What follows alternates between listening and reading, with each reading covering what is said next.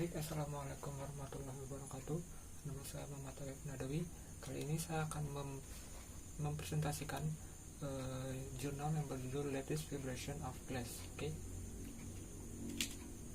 Ya, pengukuran konduktivitas termal dari kaca akan berpengaruh terhadap model dari getaran kisi mereka.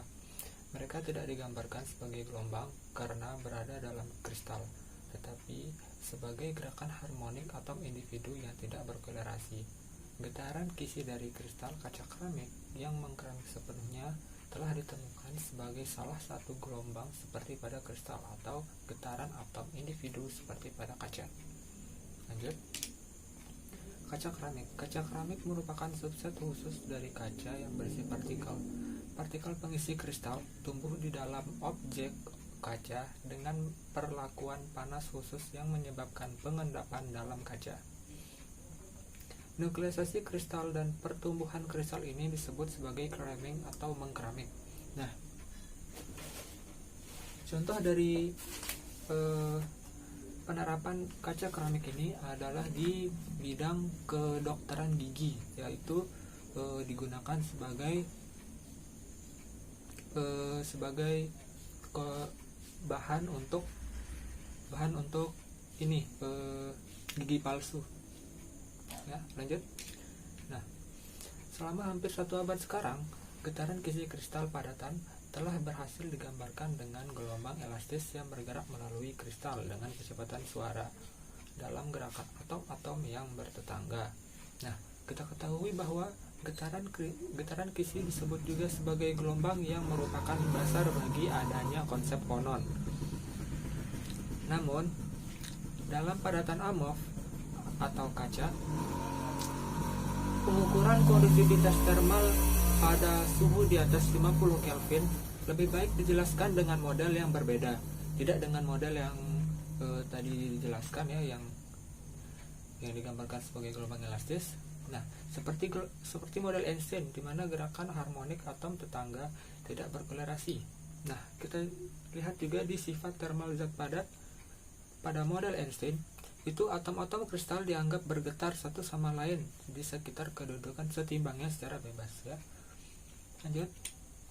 Konduktivitas termal kaca. Nah, ini model Einstein yang tadi. Konduktivitas termal pada dielektrik tergantung pada apakah mereka kristalin atau amorf. Untuk SiO2 pada fase kristal meningkat dengan cepat dengan penurunan suhu melewati maksimum dan kemudian menurun. Pada fase amorf, ia menurun dengan menurunnya suhu pada semua suhu. Kita lihat di gambar selanjutnya. Nah, ini gambar yang tadi. Nah, ini perbedaan karakteristik konduktivitas termal padatan yang SiO2 tadi ya, sebagai contoh tadi. Dimana Einstein adalah konduktivitas termal berdasarkan model Einstein menggunakan frekuensi osilator Einstein tunggal, dan amin didasarkan pada persamaan 1. Nah, nanti kita lihat persamaan 1. Nah, kita lihat di sini pada fase kristal dia bilang di sini meningkat dengan cepat dengan penurunan suhu melewati maksimum dan kemudian menurun. Dan pada fase amorf ia menurun dengan menurunnya suhu pada semua suhu. Kita lihat di gambar lagi. Yang di atas ini merupakan fase kristal. Nah, dibilang di sini pada fase kristal meningkat dengan cepat dengan penurunan suhu. Dan kita lihat lagi, dan melewati maksimum dan kemudian menurun. Kita lihat di sini. Nah, penurunan suhu di sini, dia meningkat konduktivitas termalnya, dan setelah dia mencapai maksimum dia turun seiring penurunannya suhu. Dan selanjutnya pada fase amorf ia menurun dengan menurunnya suhu pada semua suhu. Nah, kita lihat di sini yang fase amorf yang ini ya, fase amorf dia menurun seiring penurunannya suhu yang paling bawah, yang bawah. Kita lanjut lagi. Nah, dalam kaca, konduktivitas termal yang sangat berbeda dapat digambarkan dengan baik dengan model di mana panas ditransmisikan secara acak dari satu atom ke tetangga terdekatnya dengan waktu lompatan atau waktu yang butuhkan untuk ke atau tetangganya itu sama dengan setengah periode osilasi gelombang, osilasi mereka maksudnya. Ini ditunjukkan oleh percobaan DG Cahill, di mana modelnya didasarkan pada asumsi osilator harmonik yang sepenuhnya tidak berkolerasi, yaitu osilator Einstein tadi yang dijelaskan tadi. Nah, perlu diketahui bahwa artikel ini si penulis menggabungkan beberapa hasil percobaan yang kemudian itu dibandingkan ya. Contohnya si DG Cahill ini.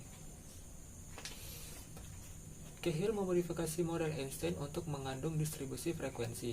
Menurutnya, frekuensi Einstein agak tidak pasti karena frekuensi mereka harus ditentukan dari pengukuran panas spesifik suhu rendah. Dan karena model panas spesifik Einstein hanya menggambarkan yang terakhir. Nah, si Cahill berpendapat menurutnya frekuensi Einstein ini agak tidak pasti ya, karena frekuensi mereka itu harus ditentukan dari pengukuran panas spesifik suhu rendah, dan karena model panas spesifik Einstein hanya menggambarkan yang terakhir saja. Dengan memodifikasi ini, frekuensi Einstein yang agak tidak pasti digantikan oleh frekuensi cutoff dB. Nah, di sini yang tadi yang frekuensi Einstein yang tidak pasti tadi diganti oleh frekuensi cutoff dB ya. Dan ini akan mengarah ke ungkapan konduktivitas termal amin seperti persamaan satu ini ya. Nah, kita lihat di mana amin sama dengan pi per 6 pangkat sepertiga dan seterusnya, di mana VI sama dengan kecepatan bunyi, N sama dengan densitas, theta I sama dengan frekuensi cutoff dB, dan X sama dengan theta I per Q. Seperti yang ditunjukkan pada gambar 1, hasilnya cocok dengan data untuk SiO2. Di bawah 10 Kelvin, jalur bebas rata-rata fonon ini meningkat dengan cepat. Mereka tersebar oleh keadaan tunneling yang merupakan bagian dari getaran kisi energi rendah dari kaca. Kita lihat kembali ke persamaan 1, katanya ini di bawah 10 Kelvin itu jalur bebas rata-rata dari fonon ini meningkat dengan cepat. Kita lihat. Nah, ini di bawah 10 Kelvin ya. Ini kita lihat di bawah 10 Kelvin ini jalur fonon ini meningkat dengan cepat. Ya, kita lihat di sini dia meningkat dengan cepat. Dari setelah 10 Kelvin ini agak ada yang menurun dan ada yang melandai ya. Lanjut.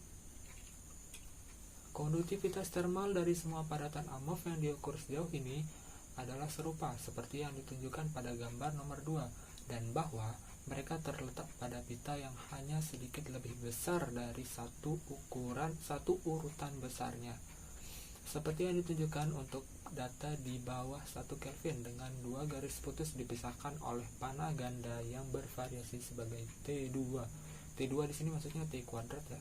Nah, kita lihat di sini kita disuruh lihat di gambar 2. Ini gambar 2, konduktivitas termal dari semua padatan amorf yang sangat mirip baik tergantung suhu dan besarnya. Kita lihat di sini yang dimaksud dari ini ya, pita yang hanya sedikit lebih besar dari satu ukuran besarnya, seperti yang ditunjukkan oleh pada untuk data di bawah 1 Kelvin ini, di mana garis putus-putus dipisahkan oleh panah ganda. Nah, panah ganda yang dimaksud ini adalah ini ya, yang di bawah 1 Kelvin, dan kita lihat ini nih hampir menyerupai ya, di bawah 1 Kelvin ini hampir berdekatan mereka ininya konduktivitas termalnya. Lanjut. Amin seperti yang diberikan oleh persamaan 1 telah terbukti sesuai dengan data eksperimen baik secara kuantitatif untuk semua 14 kaca yang diukur sampai saat ini. Nah, 14 kaca yang dimaksud itu adalah 14 kaca yang mengandung komposisi kimia yang berbeda-beda ya. Sebagai ilustrasi, konduktivitas termal yang diukur telah dibandingkan dengan yang diprediksi oleh model pada 300 Kelvin pada gambar 3, di mana garis putus-putus menunjukkan kesesuaian sempurna. Nah, kita lihat di gambar 3. Ini gambar 3 merupakan perbandingan nilai konduktivitas termal yang telah dihitung. Nah, di mana yang garis putus-putus ini merupakan kesesuaian yang antara teori dan juga percobaannya. Dan kita lihat di sini yang sudah dihitung ini hampir mendekati garis kesesuaian ini. Ya, garis kesesuaian menunjukkan kesesuaian sempurna. Maksudnya garis putus-putus menunjukkan kesesuaian sempurna.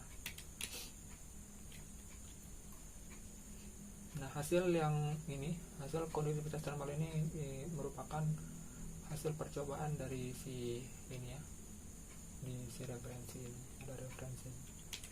Lanjut, konduktivitas termal kaca, keramik, dan kristal yang tidak teratur, maksudnya. Itu bahasanya. Sejauh ini, perbedaan getaran kisi kristal dan padatan amorf berdasarkan konduktivitas termal tampaknya sangat sederhana, seperti yang diilustrasikan pada gambar 1. Nah, kita lihat lagi di gambar 1, dia bilang ini cukup sederhana karena yang dilihat semua konduktivitas termalnya saja. Nah, selanjutnya menunjukkan perbedaan. Untuk menunjukkan perbedaan secara kompleks, itu R.B. Stephens mempelajari kaca keramik aluminium sikat lithium Corning code 9623. Nah, Corning code di sini merupakan sebuah kode produksi, mungkin agar mudah dikenali. Nah, si R.B. Stephens ini mempelajari kaca keramik aluminium sikat lithium, namun itu tidak tersedia dalam fase amorf. Tetapi berdasarkan berbagai pengukuran lain dari kaca silikat lainnya, konduktivitas termal dalam fase kaca atau kristal dapat dianggap sudah dikenal. Nah, sedangkan yang dipelajari ini, yang aluminium sikat lithium ini, tidak mempunyai fase amorf, sehingga dia tuh menggunakan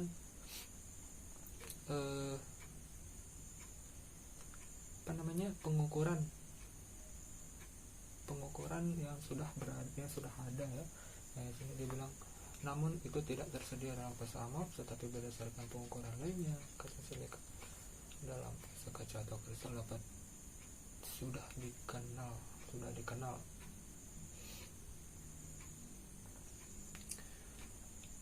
Sampel dari Stephens yang diukur tersebut telah dikristalisasi dengan perlakuan panas dan karenanya diharapkan memiliki konduktivitas termal yang lebih besar seperti kristal atau mungkin agak menurun di bawah kristal. Nah, Stephens berharap sampel yang sudah dikristalisasi ini memiliki konduktivitas termal yang lebih besar seperti kristal atau mungkin agak menurun di bawah kristal sempurna karena adanya hamburan defek atau hamburan yang tidak sempurna ya. Namun sangat mengejutkan, kristalisasi tidak menyebabkan perubahan signifikan pada konduktivitas termal.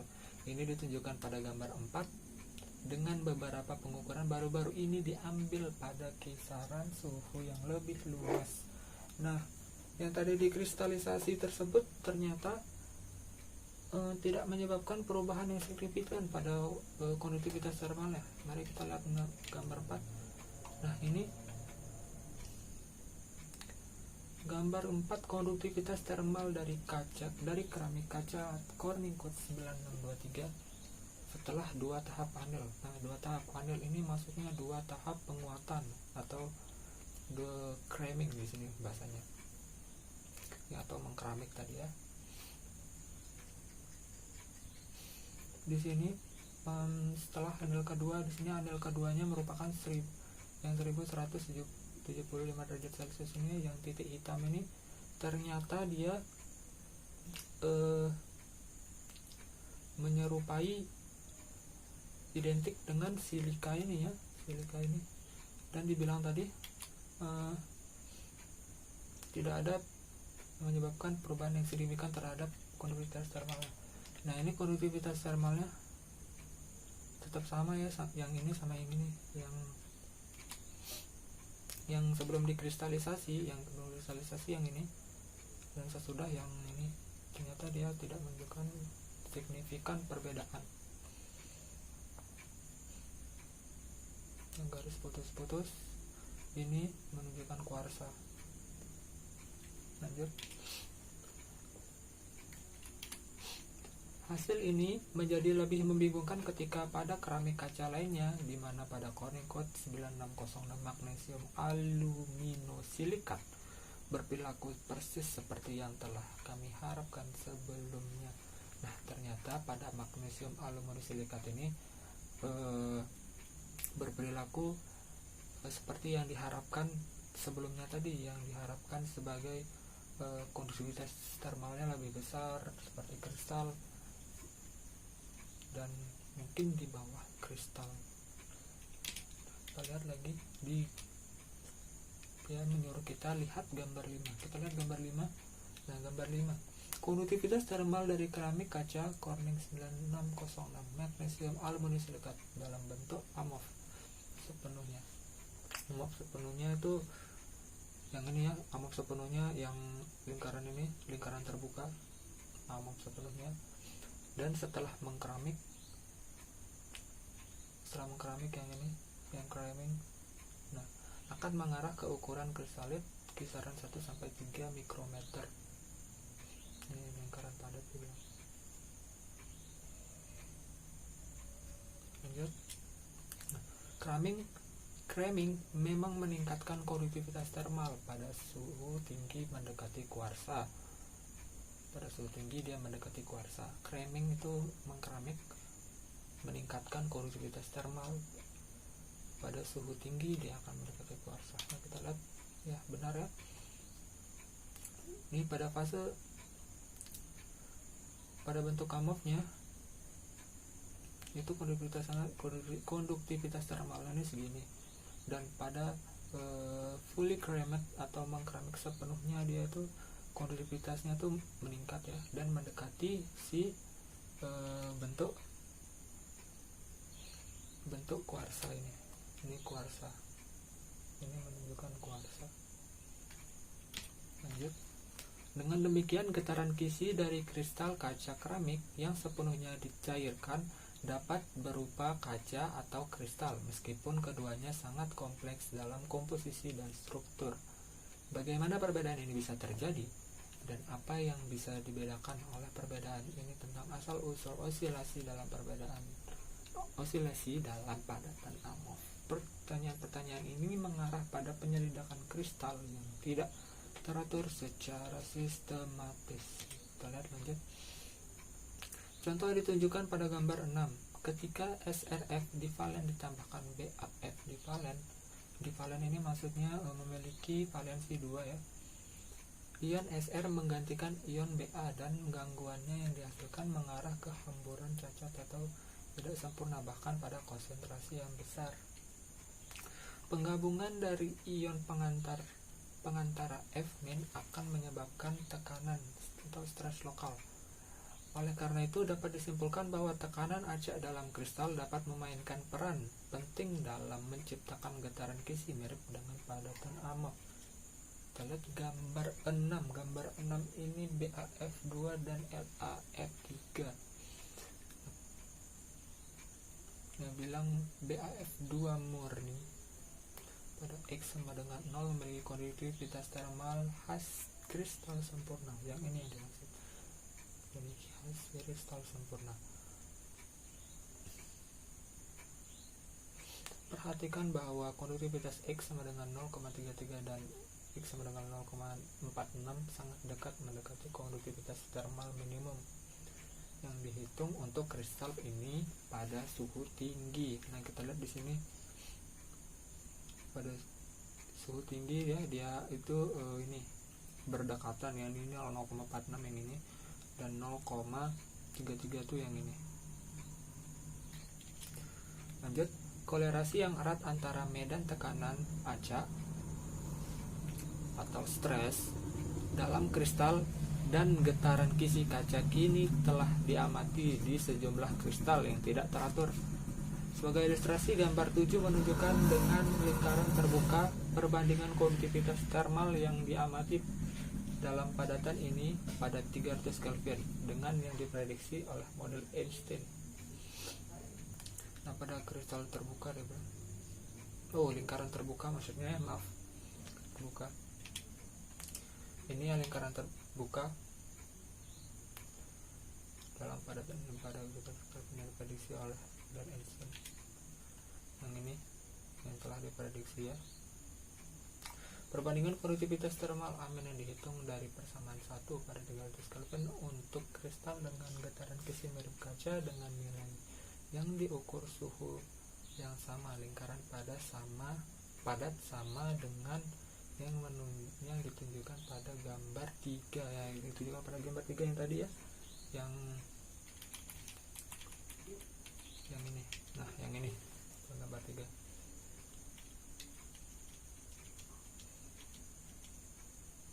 Pada gambar 3 yang dimana lingkaran terbuka perbandingan konduktivitas termal yang dimati dalam padatan ini pada 300 Kelvin yang diprediksi oleh model Einstein. Berarti yang ini yang diprediksi oleh model Einstein ya.